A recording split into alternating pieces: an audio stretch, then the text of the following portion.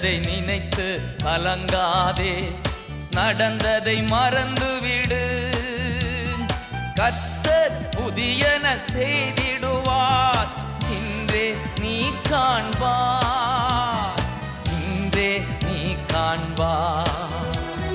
கலங்கிடவே வேண்டாம், கலங்கிடவே வேண்டாம். இயேசு கைவிட மாட்டார், இயேசு கைவிட மாட்டார். உங்கள் துக்கம் சந்தோஷமாய் மாறும், உங்கள் கவலைகள் கண்ணீர் எல்லாம் மறைந்துவிடும்.